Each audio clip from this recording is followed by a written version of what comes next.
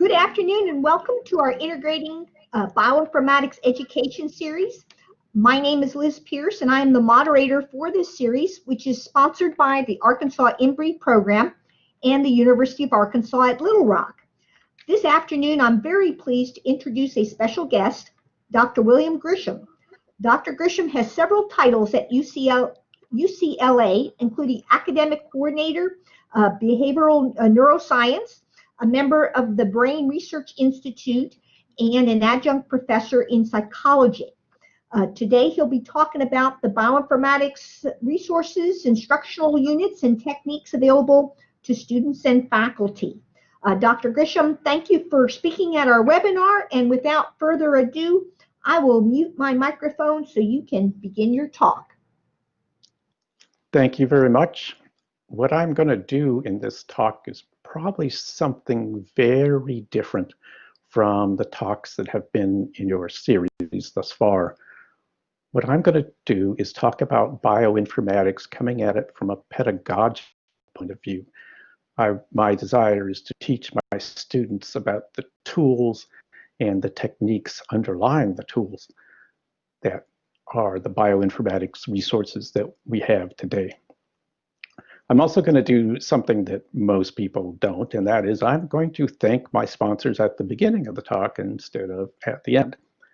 So along with what you're going to see today, I developed a whole suite of online labs or digital labs. I did this with the assistance of the National Science Foundation and UCLA's instructional. And there's my website. And right now, the world is beating a path to my door. I also want to say thanks to Jack Beatty, who set me off on this journey. Jack knew about something I will speak of shortly, which is the mouse brain library. And he also had a tool called WebQTL.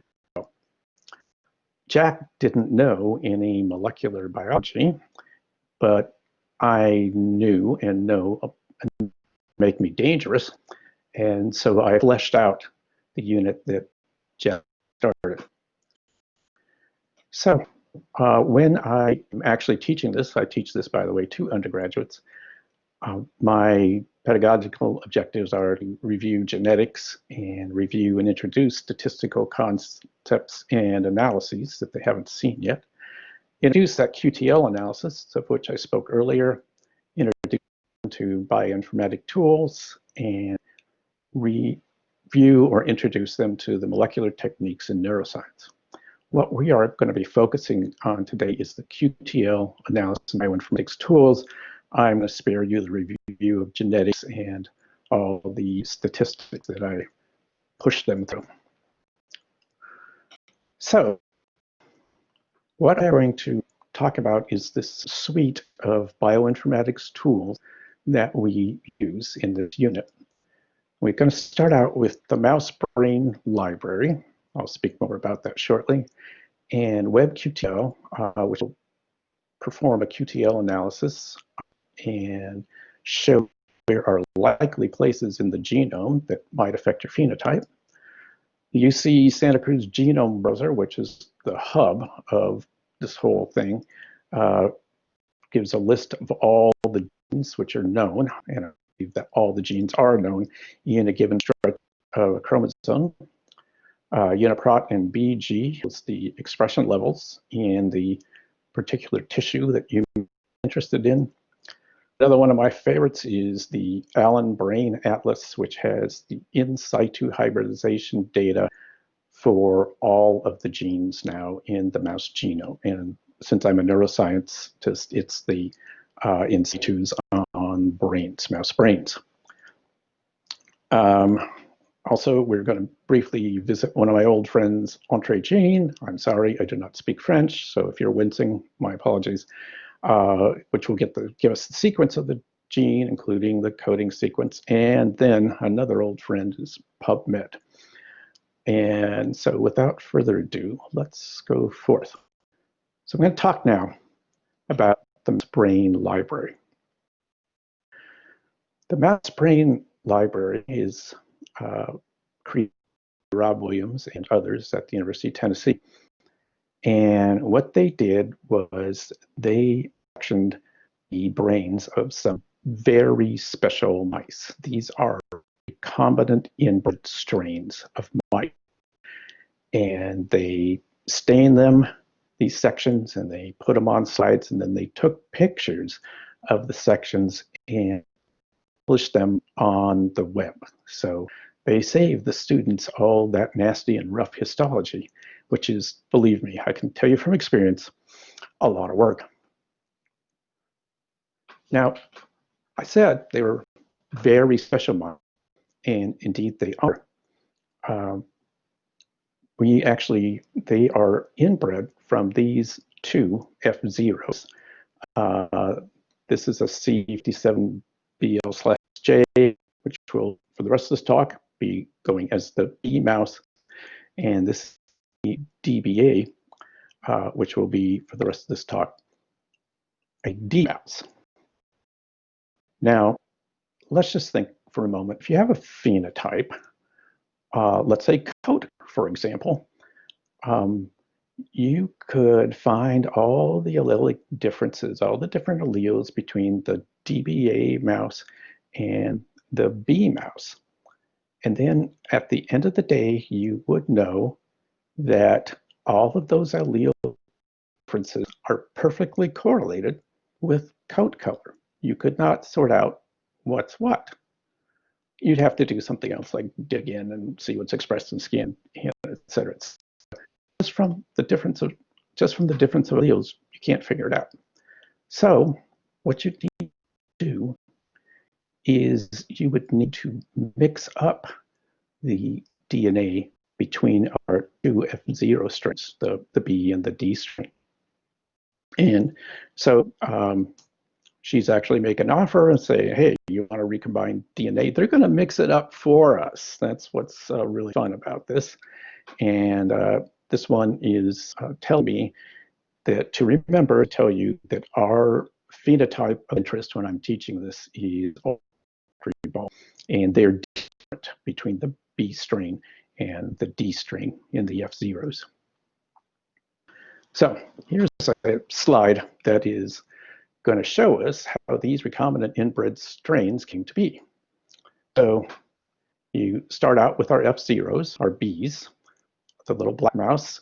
They're fully inbred, and what this is going to represent here is a pair of chromosomes. And the D mouse also will have the red pair of chromosomes. So you cross these two F0 mice that are already completely inbred in their strain, and the F1 isn't terribly interesting because they end up getting one chromosome from mom and dad, and all the F1s have exactly the same thing. But when they go to make their gametes, there are crossover events. And so here in the F2, you can see that these crossover events have mixed the parts of the chromosome that belonged either to the D or B mouse. It's all mixed up in various patterns now. Further, what's going to happen is they took those F2s and you inbreed them for about 20 generations. And when you do that, you get a recombinant inbred strain. So all of the mice in one of these inbred strains, like this is BXD1, are perfectly homozygous for various alleles. So they have this patchwork of the original F0 DNA. Every last mouse in that strain has exactly the same patchwork of the DNA of the F0s. But going across these strains, the patchwork differs. And so it ends up that you have very different patterns going across between these strains. And then you can start to sort out what gene or genes might be responsible for the phenotype. So for example, you could see here on the cap, it's got some F0D, this one has F0D, this one doesn't. And so it's going to be for lots and lots of strains, recombinant inbred strains. Oh, here's my friend Gregor, who pops up from time to time, helps me teach. And he points out that he started with phenotype, and students are going to also.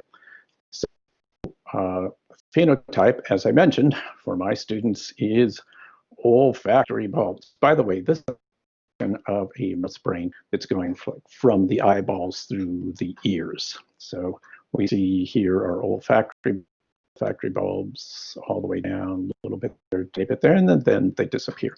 They're put on going dorsal to ventral, top of the brain, down to the bottom. So I have to admit, I don't think olfactory bulbs are the most interesting aspect of brain. Why do I have the students do that phenotype?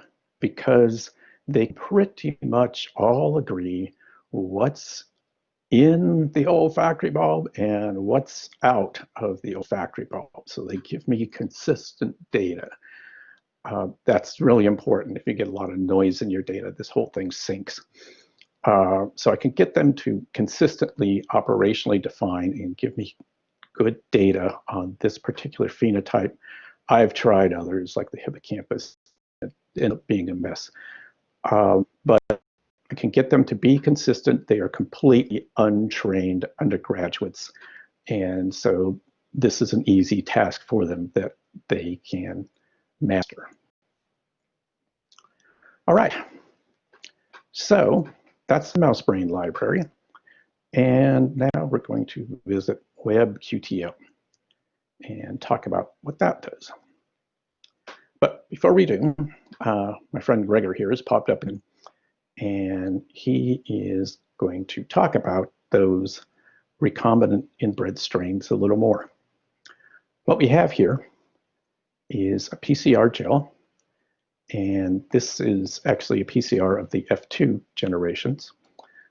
This lane is the F0Bs, that's the product, and this lane is the F0Ds. So you can see at this given locus, this marker, as it's called, most of these markers are microsatellites, but they can actually be just about anything. It's very different between the B and D strain, different size.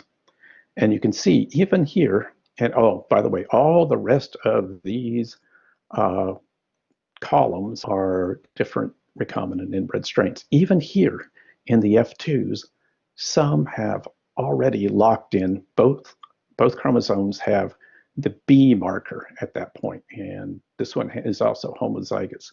And ostensibly, there's a lot of DNA that came with this marker. Here you can see a whole set of Bs. This guy's got a D. Some of these are going to be heterozygous, but that will drop out as the F2s keep getting inbred and inbred and inbred. So they'll lock in one or the other for each of these different strains. Now, someone with extremely sore thumbs went through the mouse genome and did PCRs on, say, microsatellites and looked for places that were different between B strain and the D strain and mapped it across the whole mouse genome. So now we have a map of about 4,000 of these markers. So, and that's what WebQTL is going to use. What my students have to do is clean up their data with a whole bunch of fancy statistics, and finally we end up with a value for each of the recombinant inbred strains that we used. And this is a very user-friendly interface. You can pop your data right in, and then what comes out is something that looks like this.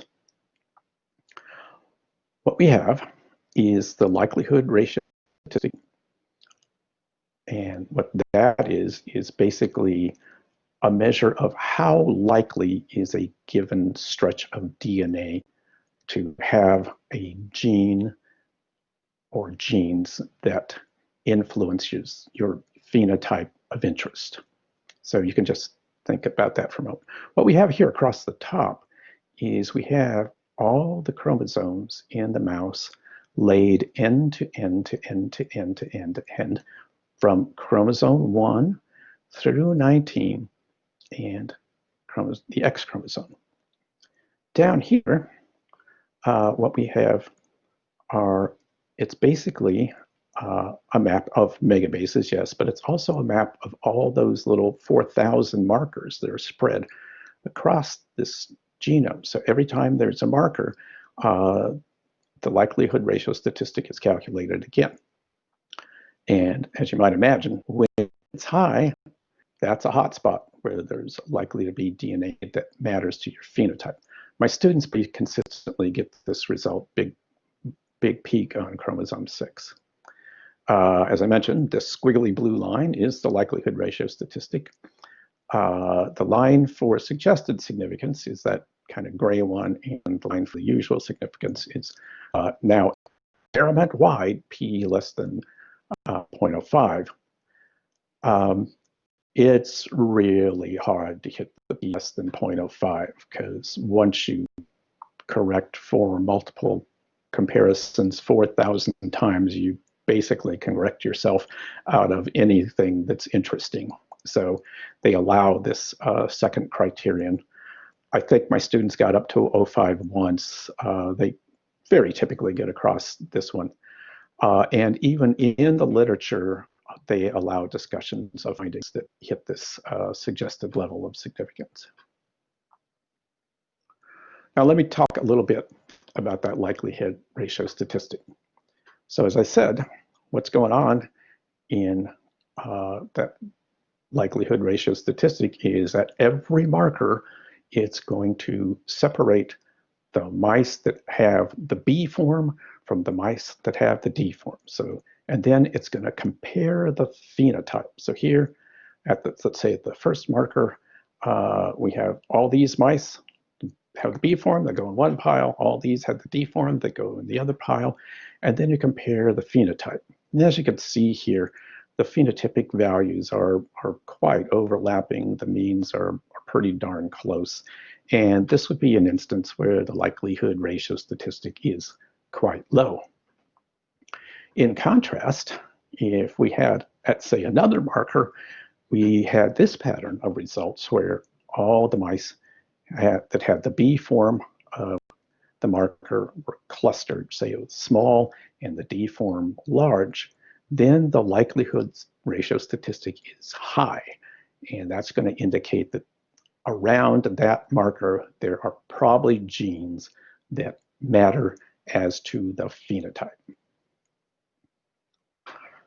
For those of you who cannot stand a talk without a formula, I provide you with this, but I'm not going to walk you through it. The diagrams this basically said what the diagrams say. Okay, so let's go back to the likelihood ratio statistic that my students typically get, and almost invariably they get a big peak on chromosome 6.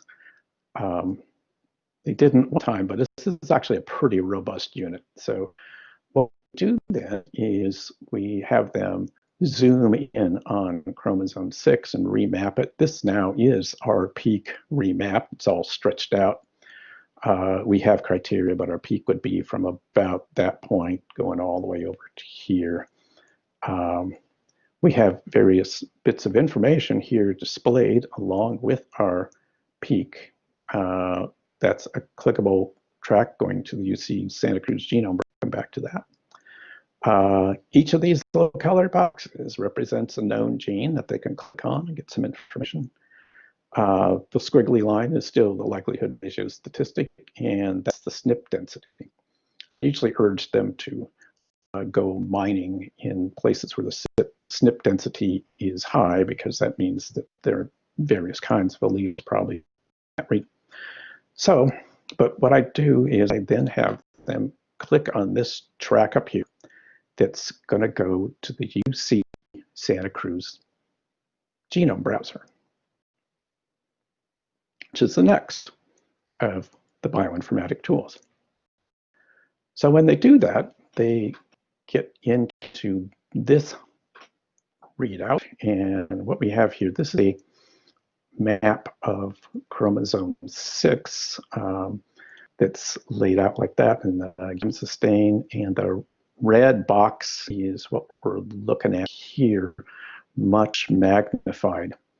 And so what's listed here are all the genes that are in that hunk of chromosome 6 in a mouse. At this juncture, what I do is I have my students go in and I say, all right, go in and find a gene that is expressed at least in brain and hopefully in olfactory bulb. So they've got to click and click and check all of these out until they find a good one.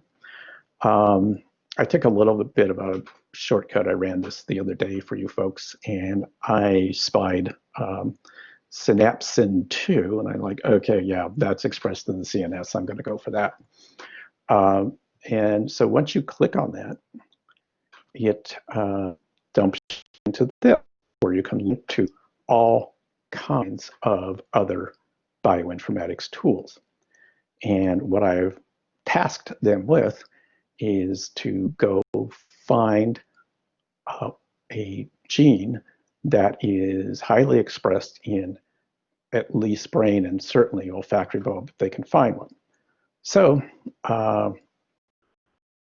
the place where you have them do that is Uniprot KB, and in there is a tool that I like called BG, which will give us the expression levels across various tissue types.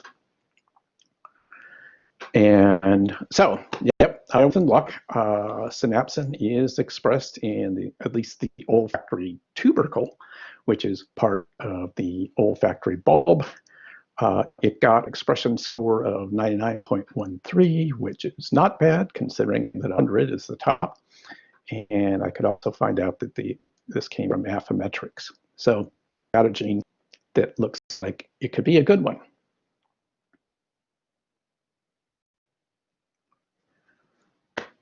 And then say to my students, it's like, okay, now you have a gene that's expressed in the olfactory bulb, and now go and find where it's expressed in the olfactory bulb. What cells in the olfactory bulb express this particular gene?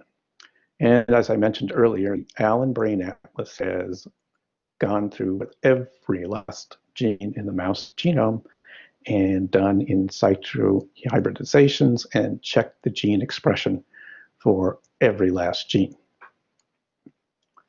So what I can then do is go and say, all right, where is my gene expressed in the mouse brain? What we have here is a sagittal cut. So this is cutting the mouse brain, let's say just slightly off the midline, going from the nose to the back of the head.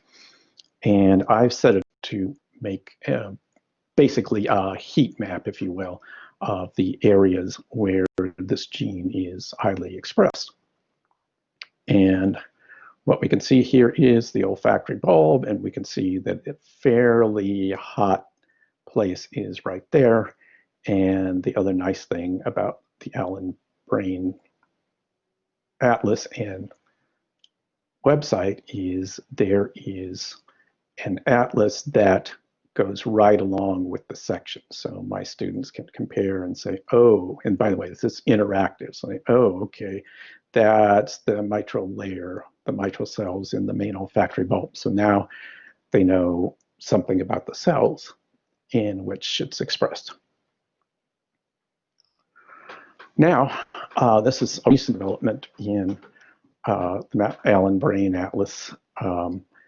When I started this out, they did not have any expression for mouse genes in development, and now they've done it. So you would think, okay, if I want to find a gene that is responsible for the differential size of olfactory bulbs, it would likely be expressed in development when they're growing their olfactory bulbs. So what we can see here again is the heat map. This olfactory bulb got broken, but you can see it is corresponding to that same sort of layer. So great, it's expressed in development.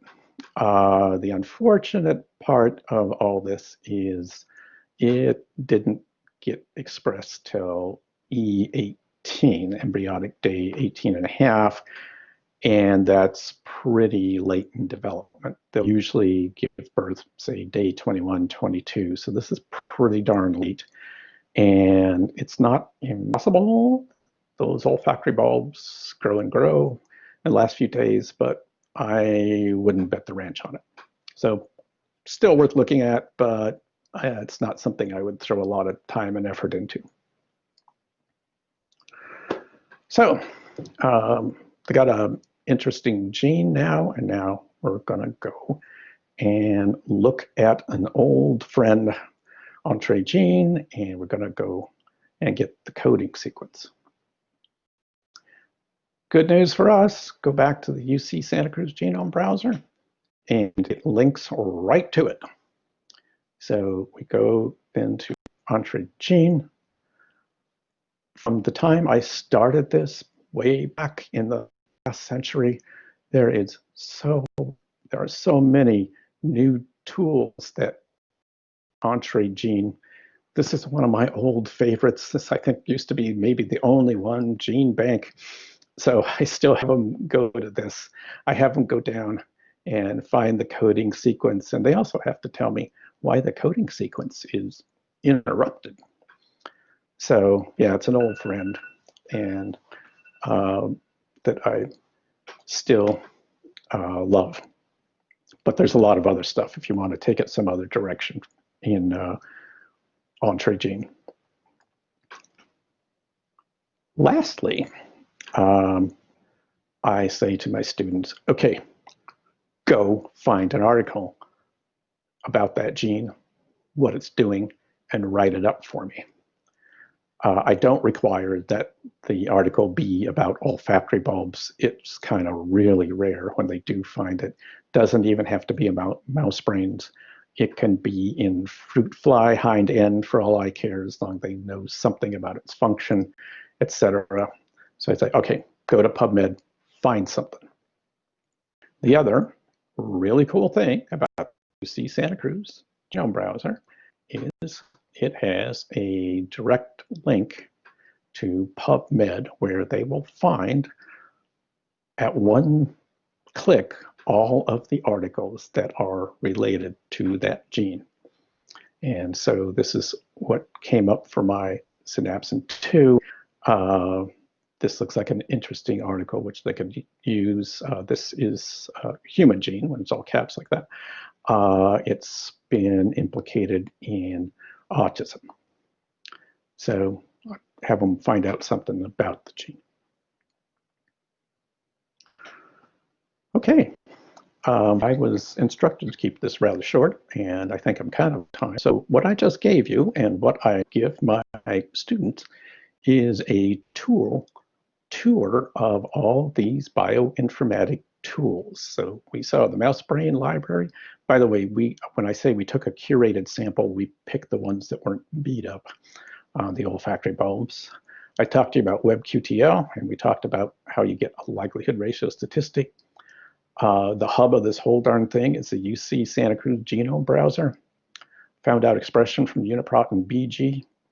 Allen Brain Atlas allowed us to figure out what cell types it's expressed in our tissue of interest, and when it's expressed in the tissue of interest. Ours was only expressed in the latest part of the embryonic period. Entree gene gave us the coding sequence, so if we wanted to make antibodies or our own antisense probes or something like that, we could do that. And then PubMed leads to sources where we could find out more about the gene. So that is the And as I said, this unit can be and is completely online. I have put all materials that you need online at this website. If you just Google MDCUNE, you can get to this along with a whole bunch of other suites of laboratory experiences that are completely digital, so they can be used in remote learning like we are in at this point in time, many of us. I don't know about you all at the University of Arkansas, but UCLA, I wouldn't be surprised if UCLA was on remote teaching until, I would say, maybe to next summer, but it's not an official announcement. I want to thank you for your kind attention and certainly happy to field some questions.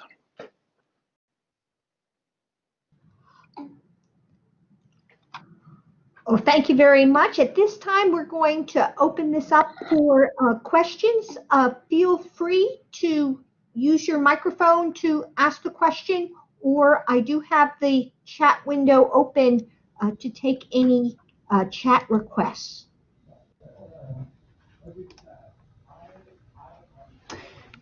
Yeah, Dr. Grisham, this is David Donnelly at Harding University. That was great, thanks. A couple of questions about the sort of pedagogical aspect of it.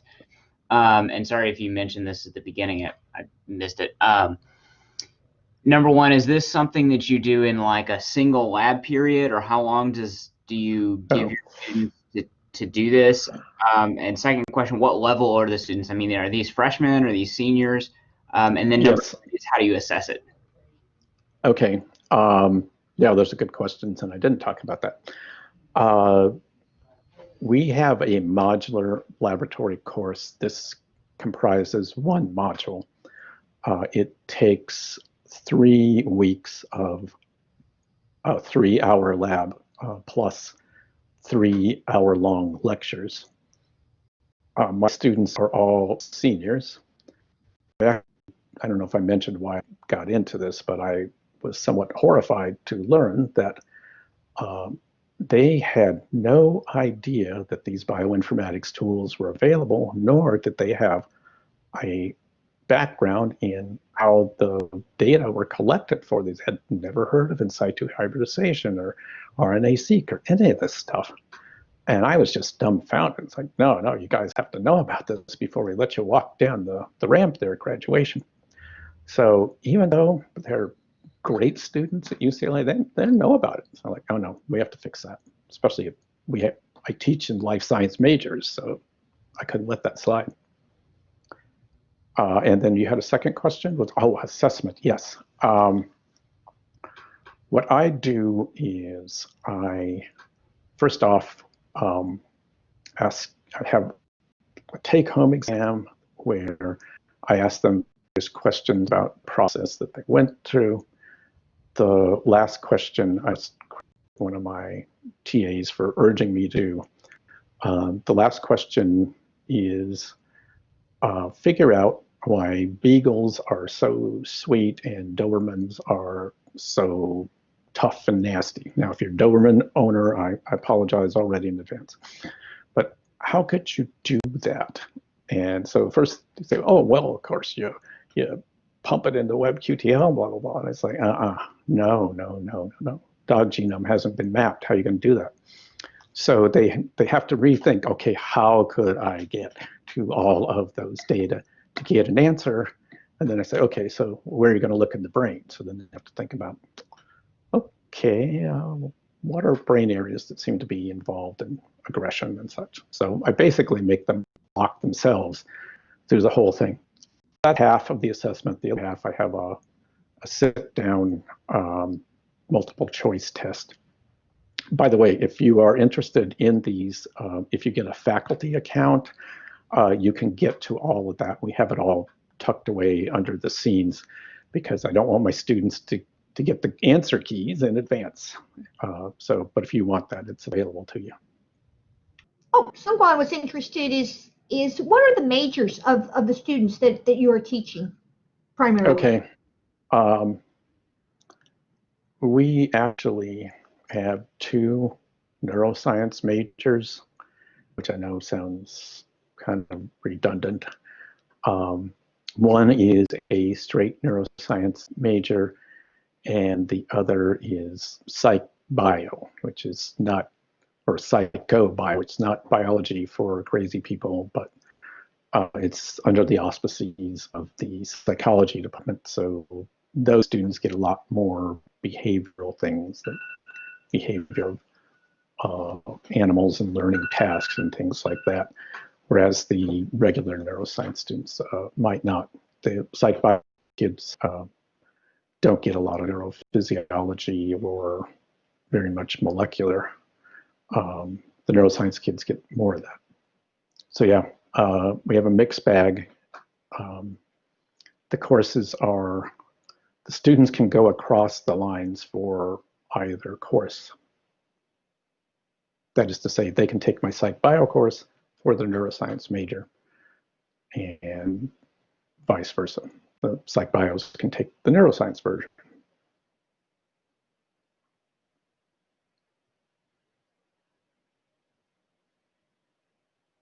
So you mentioned you have a modular lab curriculum. Is that all based on like web things, or is that just a mix? Is it modular because then it gives you flexibility, or I guess how do you structure that, and or I guess why did you structure it that way?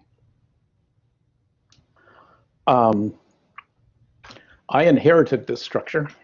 The idea originally was that the students would be taught by an expert in whatever module was being offered. So the expert would determine the module and content, etc.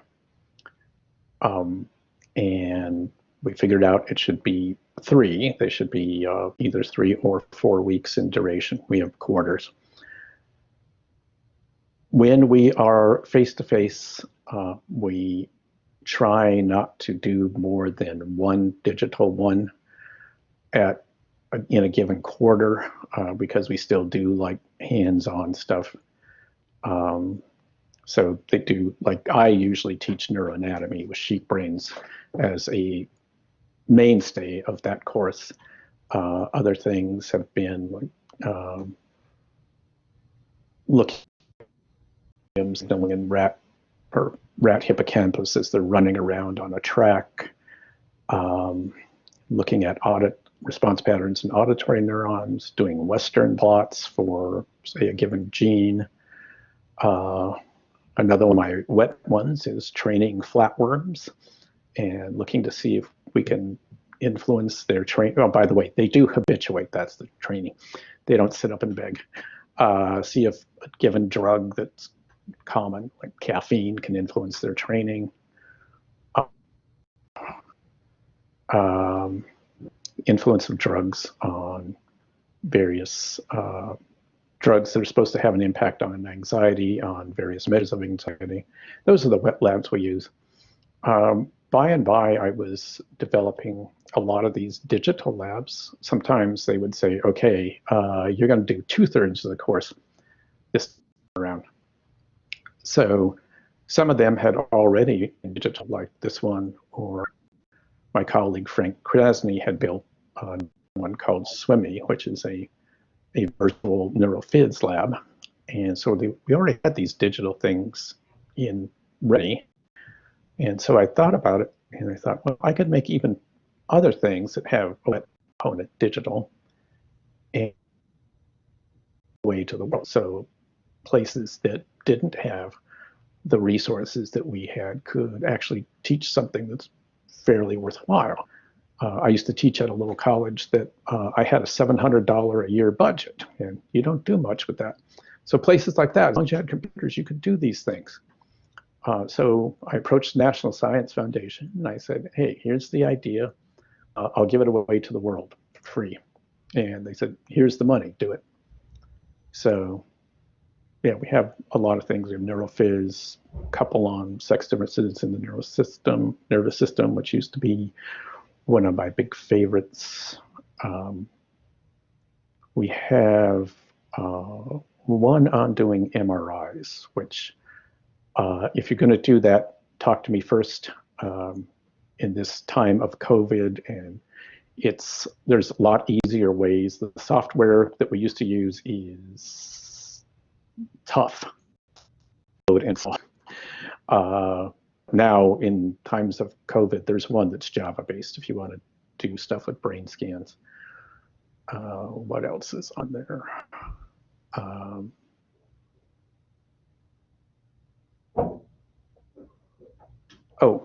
Krasny created another one he calls Frady Rat, where they have to figure out the fear circuitry in a virtual rat and figure out how extinction works and some other phenomena of fear conditioning called renewal. He's built that all in there, and they have to figure it all out how it works. They're very good modules. A lot of them have scaffolded the instruction. I've used various ones. I try not to repeat a whole lot. We like to mix up our stuff. It's both more interesting to teach, and you do not see a reincarnation of you. Sure. And we have a question from Van. Van, do you want to go ahead? Sure.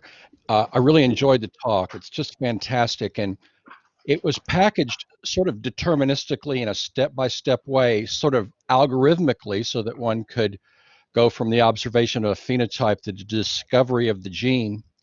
And I noticed, going back to your histological sections when they were side by side with the Allen Brain Atlas, that it looked like as you went vertically through these transverse sections, that it would have been possible to miss a place in the higher cortex where the SYN1 was highly expressed.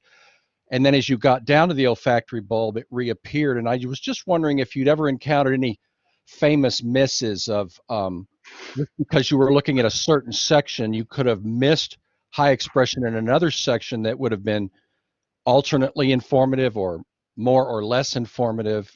I was just wondering, in this in this step-by-step procedure, is there a way we could start in the middle and work back out if we were trying to cast a wider net for expression? Yeah, that's an excellent question. It could happen. The sections, let me see if I can go.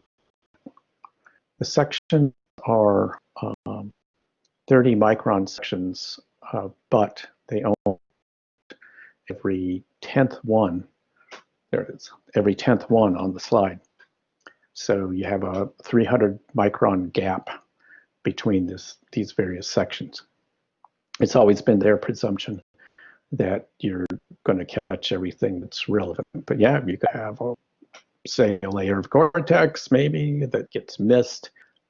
Not impossible. Certainly not impossible. So you could be undersampling in your section, since there's a gap.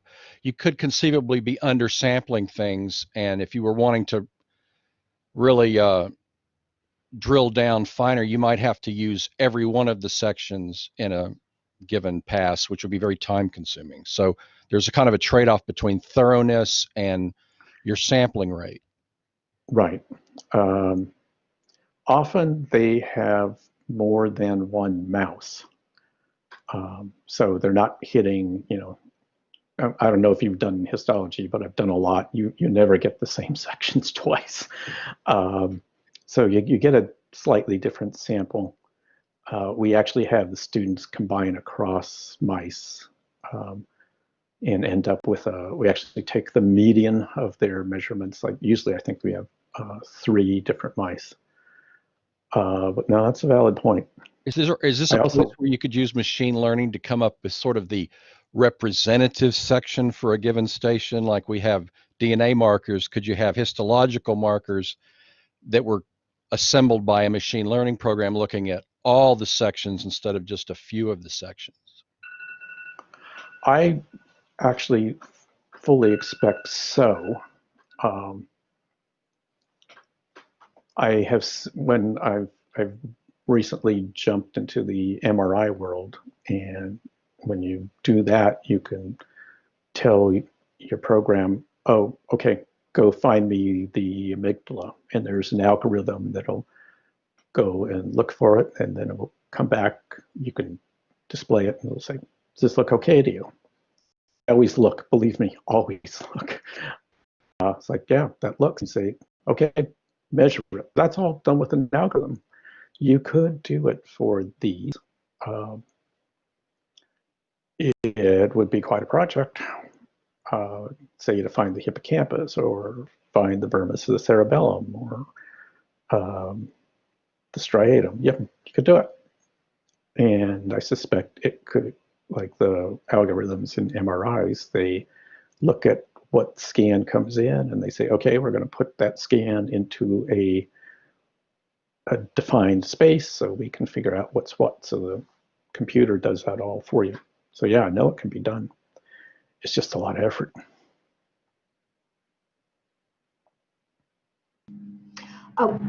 We have a question from the audience. They see that your course relies on many third-party software programs. So we were wondering how you keep your website updated when some of those programs are updated, changed. The good news is most of the interfaces haven't changed a lot so far. Let me knock on wood.